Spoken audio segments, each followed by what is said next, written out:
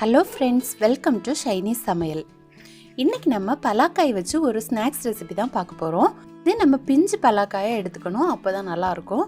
இது variety rice கூட எல்லாம் சாப்பிட்றதுக்கு ரொம்ப நல்லாயிருக்கும். இல்லாமல் ஈவினிங் ஸ்நாக்ஸாகவும் நம்ம சாப்பிட்டுக்கலாம். ரொம்ப டேஸ்ட்டாகவும் இருக்கும். இந்த டிஃப்ரெண்ட்டான ரெசிபியை இப்போ எப்படி பண்ணுறதுன்னு பார்க்கலாம். வீடியோக்குள்ளே போக முன்னாடி நம்ம சேனலை சப்ஸ்கிரைப் பண்ணி சப்போர்ட் பண்ண எல்லாருக்கும் நன்றி. நம்ம வீடியோவை நீங்கள் ஃபஸ்ட் டைம் பார்க்குறீங்கன்னா மறக்காமல் சப்ஸ்கிரைப் பண்ணிக்கோங்க. ஃப்ரை பண்ணுறதுக்காக நான் இன்றைக்கி சின்ன சைஸில் ஒரு பலாக்காய் எடுத்திருக்கேன். இது பிஞ்சிலேயே நம்ம பறிச்சிடணும், அப்போ தான் நல்லா டேஸ்ட்டாக இருக்கும். இது நான் கடையில் தான் வாங்கினேன். கடைகள்லேயுமே இது அவைலபிளாக இருக்குது. இதை இப்போ எப்படி கட் பண்ணி க்ளீன் பண்ணுறதுன்னு பார்க்கலாம். முதல்ல இதோட மேல் பகுதியை நம்ம கட் பண்ணி எடுத்துக்கணும். அடுத்து இதிலேருந்து நல்லா பால் வரும். அதை நம்ம நல்லா தொடச்சி எடுத்துக்கணும். நீங்கள் ஒரு பேப்பர் வச்சு தொடச்சி எடுத்துட்டா போதும். இது நம்ம கைகள்லேயும் ஒட்டி பிடிச்சிக்கும். நம்ம எண்ணெய் வச்சு தடவினா அது போயிடும் ஈஸியாக. இந்த பால் வரும்போது மட்டும் நம்ம பேப்பர் வச்சு அதை தொடச்சி எடுத்துக்கலாம். அடுத்து இதை சின்ன சின்ன துண்டுகளாக கட் பண்ணி எடுத்துக்கலாம்.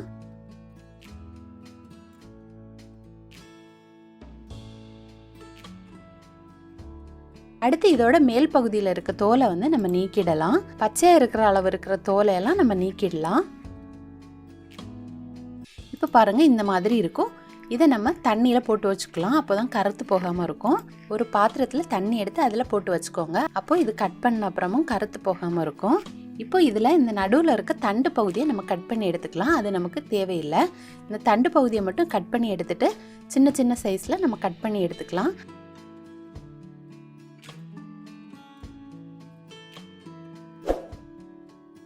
இப்போ நான் எல்லாமே கட் பண்ணி எடுத்துட்டேன்.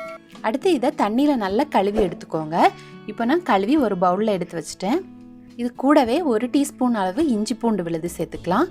கூடவே 3 டேபிள் ஸ்பூன் கடலை மாவு, 3 டேபிள் ஸ்பூன் அரிசி மாவு சேர்த்துருக்கேன். அரிசி மாவு இல்லாதவங்க கார்ன்ஃப்ளவர் கூட சேர்த்துக்கலாம். கூடவே 1/4 டீஸ்பூன் மஞ்சள் தூள், 1 டீஸ்பூன் மிளகாய் தூள், 1/2 டீஸ்பூன் கரம் மசாலா தூள், தேவையான அளவு உப்பு, ஒரு கொத்து கருவேப்பிலை, இதெல்லாம் சேர்த்து நல்லா மிக்ஸ் பண்ணி எடுத்துக்கலாம். மாவு உங்களுக்கு எவ்வளோ தேவையோ நீங்கள் அந்த அளவுக்கு சேர்த்துக்கலாம். ஃபஸ்ட்டு நம்ம தண்ணி சேர்க்காம நல்லா மிக்ஸ் பண்ணி எடுத்துக்கணும். அடுத்து தேவையான அளவு தண்ணி சேர்த்து நல்லா மிக்ஸ் பண்ணி எடுத்துக்கணும். இதுக்கு 2 டேபிள் ஸ்பூன் அளவு தண்ணி தான் தேவைப்படும்.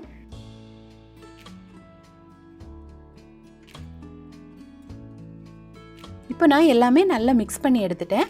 இப்போ இதை மூடி போட்டு 15 முதல் 30 நிமிஷம் அப்படியே விட்டுடலாம். அப்போ அந்த மசாலா உப்பெல்லாம் அந்த பலாக்காயில் நல்லா பிடிச்சிக்கும். இப்போ பாருங்கள், 30 நிமிஷத்துக்கு அப்புறமா நல்லா ஊறி வந்திருக்கு. அடுத்து இதை நம்ம சூடான எண்ணெயில் சேர்த்து பொரிச்சு எடுத்துக்கலாம். மிதமான சூட்டில் பொரிச்சு எடுத்துக்கோங்க.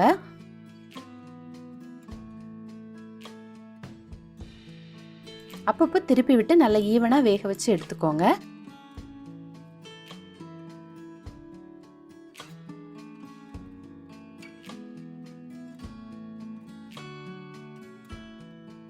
இப்போ பாருங்க, நமக்கு சூப்பரான பலாக்காய் 65 ரெடி ஆகிடுச்சு. இதை நம்ம எடுத்து வச்சுக்கலாம்.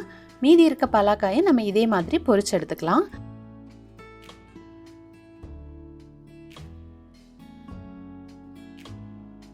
இது வெரைட்டி ரைஸ் கூட எல்லாம் சாப்பிட்றதுக்கு ரொம்ப நல்லாயிருக்கும். இல்லாமல் ஈவினிங் ஸ்நாக்ஸாகவும் நம்ம சாப்பிட்டுக்கலாம்.